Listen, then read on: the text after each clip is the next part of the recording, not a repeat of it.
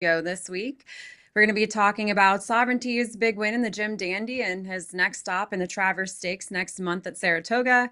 We'll also look at Nysos's successful second attempt at two turns this weekend or at Del Mar, and we'll also look at other top performers from the weekend. Nick, you're basically a series regular at this point. It's good to have you back. I will let you start things off with Sovereignty's win and looking like the best 3-year-old yet again in the country, looking to now point toward the Travers and get Bill Mott his first win in the Travers of his career. Do you think he'll get the job done on August 23rd? Yeah, good to be with you guys, deputizing for James. It was great to have the Derby and Belmont winner back, and obviously Sovereignty's the best Derby winner really in quite some time. I mean, of the conventional Derby date, you'd probably have to go back roughly to American Pharaoh, at least to see a horse that's accomplished this much post Triple Crown. I know he only has one win post Triple Crown, but he's very solid. I'll admit, in my first watching of the race, I was a little underwhelmed. I thought he was a little workmanlike. I didn't really think he had that same kind of explosive gear that he showed when he ran by journalism in both the Derby and the Belmont. But going back and watching the replay, looking at the other times for the day, the speed figures, I did grow a little bit more appreciation for the effort all in all. I think Baeza ran a vastly improved race as well. And I think we always kind of thought Baeza had it in him, and maybe they did go a little, maybe too much too soon route with him, putting him in the thick of the Belmont, traveling across country, doing so again. But look, I mean, as far as the question goes, there's no denying Sovereignty right now. If you were making a future book on the Travers, you'd make him probably somewhere around even money to 6-5. And obviously that would be heavily dependent on whether journalism shows up. So of the horses that Sovereignty has faced so far, he's superior to them. I think he made that abundantly clear. I do wonder if the gap might be narrowing a bit between Sovereignty and journalism and everybody else based on now 2 consecutive weekends. We've seen them both run races and win races without the same kind of pizzazz that they may have had a little bit earlier in the year. And the 3-year-olds develop rapidly. So horses like Magnitude is going to be coming really, not necessarily out of nowhere, but he's going to be a new shooter in the Travers. You're going to have obviously a better and more polished version of goal oriented. Gosger is a horse that feels like he's moving forward as well. So no question, Sovereignty is the horse to beat. He's supposed to win the Travers, but there's going to be plenty of takers, and I'm very much looking forward to seeing it. This is a point at which, watching the replay, you kind of expected him to start to put some distance on Baeza, and Baeza fought on really well. They pulled well clear of everybody else. Those were 3 overmatched horses behind them, but it was a good effort from both of the 1-2 finishers. Fast time, good speed figure. So it was nice to have the Derby winner back in fine fettle. Vance, do you agree? He's going to be tough to beat in the Travers? Yeah, absolutely. Yeah, I think I saw quotes after the race that Junior Alvarado and possibly Bill Mott said that he was only about 75-80% for this race. And if that's the case, you're going to expect him to take a big step forward to going 1.25 miles in about 4 weeks. And also have to keep in mind that as Nick mentioned, some horses that will be running in the Travers against him. Magnitude, of course, has thrown up some huge figures in his 2 big wins this year in the Risen Star and the Iowa Derby. He looks like perhaps if journalism stays home and even if Baeza stays in California, I know he's shipped back to Del Mar to train for the time being. But if neither one of those 2 ship back east for the Travers, then Sovereignty is definitely the horse to beat. Magnitude, Nick mentioned, I just mentioned his big speed figures. Gosker is another, as Nick alluded to, he's another colt that I kind of like going forward. He's run 2 excellent races so far in the Preakness and the Haskell and just wasn't good enough to beat journalism in either one. But so those 2, I think, would be Sovereignty's most formidable contenders going the extra furlong in the Travers. But Sovereignty, if he's 25% more fit for the next for the Midsummer Derby, he's going to be really hard to beat, in my opinion. And I think I would even make his odds even slightly lower than even money. I would say even 4-5 would be probably a likely prospect in that race. Considering he was only 75 to 80%, he did have the top Brisnet speed figure of the weekend with a 105. Nysos, who we'll talk about in a second, had a 104, so right up there. But Talking about magnitude, Gosker, those certainly seem like the two top contenders to challenge Sovereignty in the Travers. You also have Nevada Beach possibly showing up for Bob Baffert, but speed figure wise, still needs to get a little bit higher. He has a career best 99, but we need some triple digits to compete with Sovereignty in this race. So it will be tough to beat him, I think, and I expect him to win that race, especially in light of the fact that he wasn't fully cranked. But we won't likely see Journalism or Baeza in the Travers, or probably both staying in California. And Journalism likely to face Nysos in the Pacific Classic, which we'll move on to next. Nysos is pointed toward the Pacific Classic with a hope of getting a bid to the Breeders' Cup Classic. And this past weekend, he won the Grade 2 San Diego Handicap at a mile and a 16th, first time stretching out that far, and obviously now has to stretch out even farther to a mile and a quarter. In light of that, do you all feel that he is a true legitimate contender for the Breeders' Cup Classic, assuming he does make that run to the Breeders' Cup toward the end of the year? I'll go with Vance first. Yeah, I definitely want to see him in the Pacific Classic and see how he handles that stretch out to a mile and a quarter. It's a big difference between that and a mile and a 16th. But as he showed in the San Diego, he showed a lot more tactical foot here than compared to some of his previous races. Rated behind the leaders and came home pretty nicely once he threaded the needle in the stretch between rivals here. And he's kind of bottled up here on the inside, as you see here. He's going to tip out to the two path shortly here. And this wasn't obviously a great field he was defeating here. He was an extremely heavy favorite in this race, but he won it in a good way. And for now, in my opinion, he's easily the best older horse among West Coast-based horses in training. And as you alluded to a few moments ago, his main competition in the Pacific Classic is probably going to come from the 3-year-olds, Journalism, possibly Baeza too. So that should make for a fascinating contest at near the end of the Del Mar meet. Nick, what are your thoughts? Yeah, look, this horse is obviously very talented. I don't think we really know what his ceiling is at this point because save a neck defeat in the Churchill Downs at 7 furlongs off a long layoff, he's been completely flawless. But with that said, I mean, he's kind of a little bit more sizzle than steak, right? He's been a little bit more hype and than there really has been substance because he's beaten a bunch of overmatched fields with kind of cupcake trips. He's got a lot of speed, which obviously that makes your trip a lot easier more often than not. But I think we're not only in terms of the Breeders' Cup Classic, which is this conversation, we're talking about a very talented group of 3-year-olds, which obviously includes Sovereignty, Journalism, perhaps more that could step up between now and November. But we're talking about a good Eastern-based group of older horses as well. And we're going to see them in the Whitney. Fierceness and Sierra Leone sort of scoff at the idea that Nysos is faster than them, right? I mean, they have run a number of races that are a lot faster than he has. Now, could we see something sort of next level from him in a race like the Pacific Classic? Absolutely. It's going to be his first opportunity in a mile and a quarter. That it's going to be a distance challenge, but perhaps that's really going to bring out the best in him. There's nothing about his pedigree that makes me worry too much about it. He looks so handy and so tractable that he could basically handle just about any distance. So he has a lot of potential. At this point, if you were talking about the Classic and you were talking about a future book on a race like that, he would be an underlay, right? Because I think everybody fears the connections, how much this horse might continue to develop. And it's just very easy to sort of seed a situation like that to a horse trained by Bob Baffert that looks so flashy and quick and all of those things. But, needless to say, if we're going to start to think of Nysos as a Breeders' Cup Classic type favorite, he's going to need to take a big step forward in the Pacific Classic. And I hope we see it. I hope he's got a 3-year-old or two to run against. I'd like one of them to go east and run in the Travers.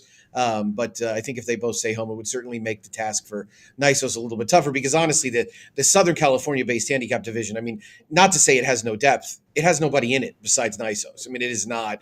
There's nothing to it. Skippy Longstocking went out and won the Hollywood Gold Cup. Locked went out and won the Santa Anita Handicap. I mean, it's been all Eastern-based horses that went west to win the meaningful handicap races out there. So Nysos just has come along at the right time. Piggybacking on that comment, Nick, you bring up fierceness in Sierra Leone. Of course, both of them ran in the Breeders' Cup Classic 1-2 at Del Mar last year, so they already have the experience over that track that Nysos has too. So Nysos will not be going into the Breeders' Cup Classic with any type of home court advantage. I Yeah, don't have much. exactly. I mean, Oh, go ahead. and I probably and I shortchanged Mindframe too and didn't include him. I Yeah. ultimately think Mindframe's going to be a little bit. I think Mindframe may end up in the dirt mile this year. It's just my feeling. I think the connections are ultimately going to think that a little bit shorter might be better for him. But look, he looked great in the Foster. He had a soft trip, but he ran very well. It was a big step forward for him. So yeah, there's no home court advantage necessarily for Nysos. And what is going to ship west at this point? It looks like a pretty stout bunch.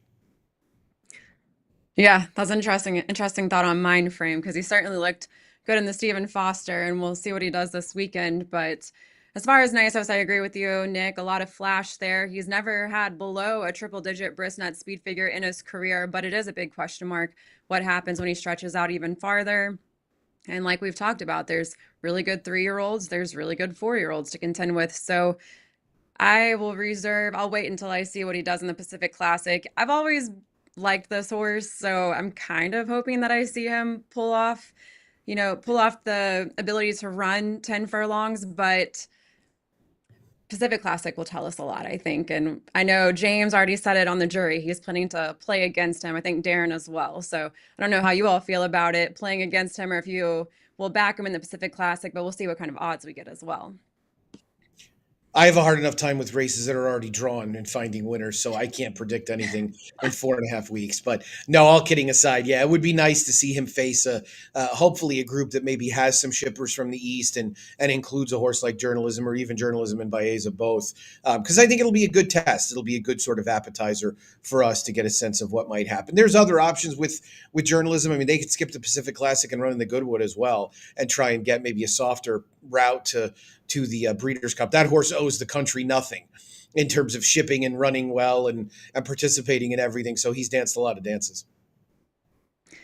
Well, to close out, we'll talk about the top performers that caught our eye from all across the world, I suppose. Nick, I will start with you. Who stood out to you? Yeah, this time of year is always fun with 2-year-olds, right? So I wanted to talk about a couple of 2-year-olds. We saw a filly on Saturday afternoon at Saratoga named Tammy Joe, who word got out, as it often does, that she was obviously a pretty big talent and had done some good work in the morning and ended up getting bet down to 2-1 in what looked on paper like a really salty group of 2-year-old fillies. There were some excellent pedigrees in there. You had a daughter of Wildcat. You had a daughter of Dickinson, both grade 1 winners. You had Tammy Joe, who was out of the mare Mother, who actually was trained by Bob Baffert and was a very quality horse in her own right. And she absolutely deep sixed this field at Saratoga. Tammy Joe did, winning for fun, coming off the turn, looking like she was ready to rocket clear, and she did just that. Loom's a pretty heavy favorite to me in a race like the Spinaway that we'll see on closing weekend at Saratoga. It'll give her about 5 weeks or so to get there. So I thought her performance was noteworthy and one worth mentioning in this forum. And same with Brant, the $3 million colt that debuted on Saturday at Del Mar. We're going to see a little bit of video of Brant. And you don't quite appreciate Brant's action in the pan shot. If you were to watch the head-on, you might not give $3 million for him. But, sometimes it's not so much the recipe, it's the finished product that you're really looking for. Brant is not the prettiest mover, but he moves quick. So that we know for sure. I've got a really big buyer speed figure. I think the Brisnet speed figure was quite high as well. Just a fast race all in all. Beat a stablemate named Balboa like a drum and looked good, really pulling clear here. So I would imagine Del Mar Futurity, which Bob Baffert has won somewhere around 240 times, I think. He'll be a prohibitive favorite for this once again. But just a really professional looking effort, and one of the two horses that Flavien Prat was victorious with going out there for I think Flavien was on him, or was Hernandez on him? I think Hernandez made It it. was Flavien, yeah. It was Flavien? Okay. Yeah. I thought so. There's a reason why Flavien gave up a Saturday at Saratoga for horses like Nysos and Brant. So obviously looking forward to seeing what this horse has moving forward. And again, it's the time of year where you get excited about good, fast 2-year-olds. Yeah, I got a 96% speed figure, and Tommy Joe got a 91. So very good. Very strong for a filly. Oh, yeah. Yeah. Yes. Vance, what about you? What caught your eye from the weekend? As usual, I'll go overseas and mention the King George VI and Queen Elizabeth at Ascot on Saturday. Small field of five, but Calandigan, after numerous runner-up places in Group One company, catapulted not only from last to first, not only to win this race, but basically to affirm himself as the top mile and one half older horse in all of Europe. Very impressive performance. This was his second Group One in a row win in a row. He had previously broken his jinx in the Grand Prix de Saint Cloud in late June, and so he's far and away the top older horse in Europe, and possibly the best horse in Europe in general. I don't see a 3-year-old. A mile and a half specialist being able to hang with this horse. And the runner up here, Kalpana, filly out of by campaign by Judmont, she ran an excellent race as well to finish second. And she's actually kind of the anti-post favorite now for the Arc de Triomphe in October, because Calandigan, being a gelding, is not eligible to run in the Arc. That I know there's a lot of people both in Europe and here in this country that are decrying that what some would call an outdated tradition of forbidding geldings from running in some of Europe's top races. It is what it is. Calandigan will still have a lot of uh, major races to pursue the rest of the summer and into the fall. I think he's being pointed now for the Judmont International at York over a mile and a quarter. That's a race he finished second in last year to City of Troy. And in that race, he could face Delacroix, who comes off a win in the Eclipse Stakes, and possibly Field of Gold, depending on how Field of Gold does this week in the Sussex Stakes. So that could be a blockbuster race coming up at the end, near the end of August. Two of Europe's top 3-year-old mile and a quarter specialists up against Calandigan.